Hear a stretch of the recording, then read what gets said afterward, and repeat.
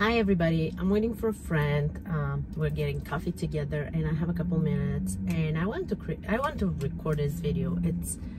It's something that it's gonna be good.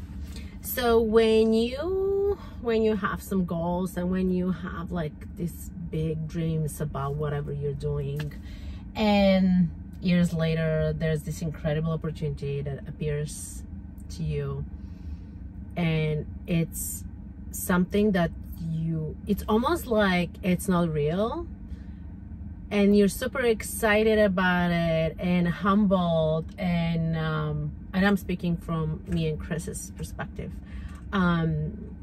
We've built our club based on our struggles, the struggles that we had as a young athletes, whether it's the actual training plus the mental health plus the psychology plus everything together, because all those pieces needs to be together to work together in order to the academy or any other sports club to be successful.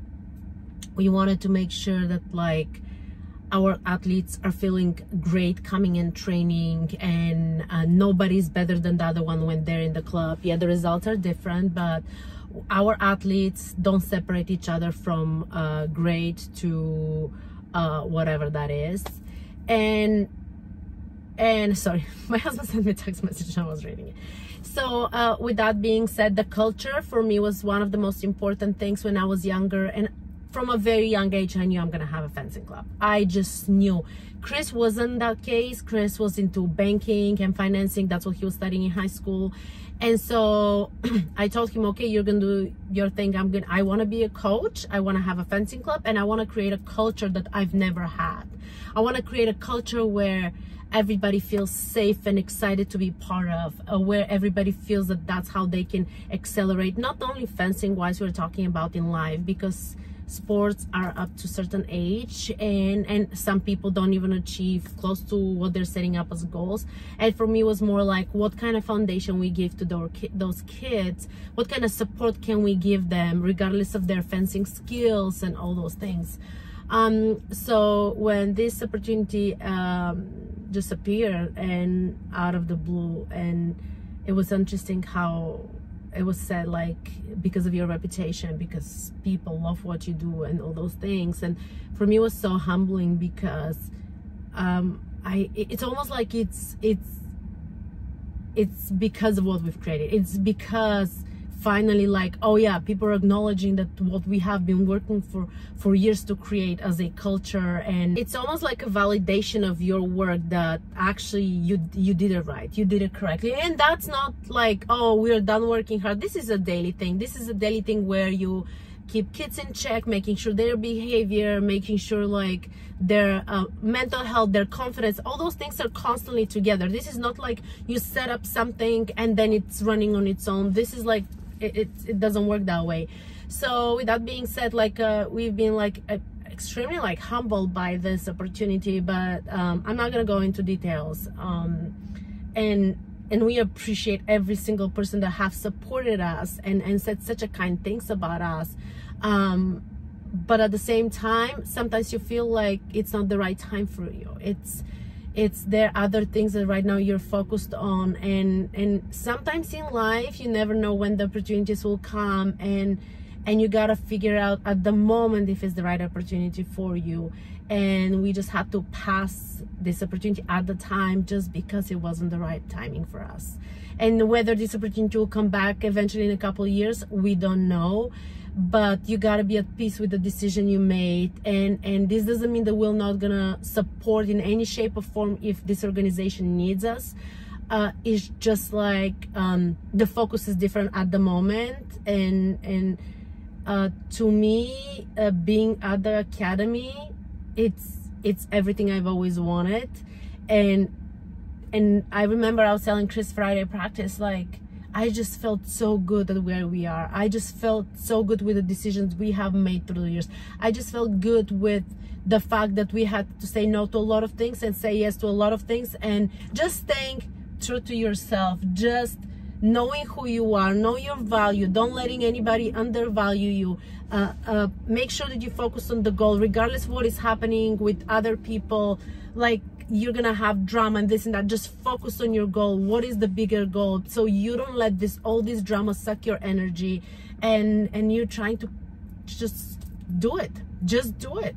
I don't regret the struggles. I don't regret the difficult times, because all those times have made us who we are.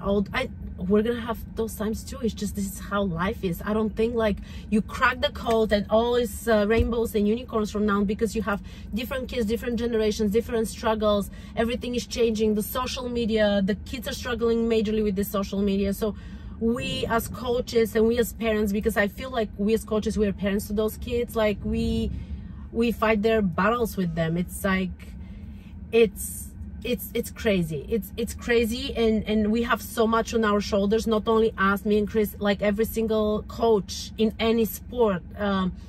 It's a lot of responsibilities to kind of help those kids kind of do good and feel good with who they are and be confident with the humans they're becoming, you know, and the adults they're becoming after sports. So with that being said, is like, embrace the moments, embrace the good and not so good sometimes, because they're teaching you so much. Be humble, never forget where you're coming from.